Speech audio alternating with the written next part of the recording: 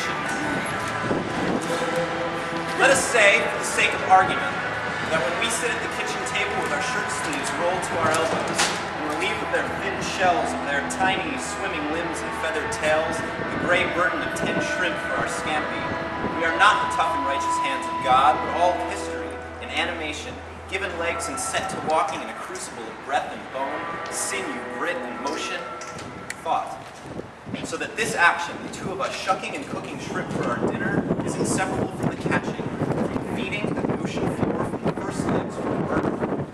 Is it time to wedge our fingers to extricate the flesh, to permit that vein of history, to tie it indelibly to our own?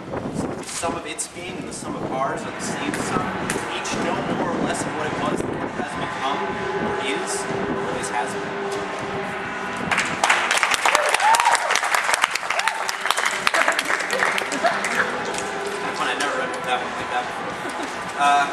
This one is kind of slower, about the orange petals.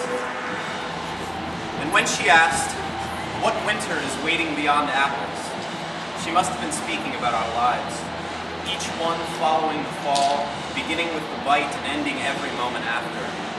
This would mean that knowing is the cause of seasons, a joint and careful keeping between the living and the dead.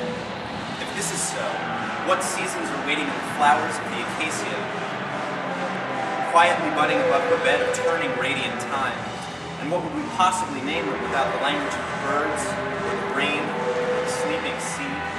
As if naming were ever a means of any truer knowing, as if silence were not at all times the vessel, the actual songs of her skin. Let us know simply that what informs the bee informs also the blossom. It is the harvest. It is the overflowing spring of her fingers, trying endlessly at the root. Let us just say together that we are the years full of breath, and every day the ocean. Then, one will ask, which winter? Our words or our instincts? Which seasons but her body and sleep? In the beginning, when absence imagined its own most exquisite absence, she must have been in overalls, tending a garden, picking beetles from the ripe tomatoes, and made to fall always in love with ours.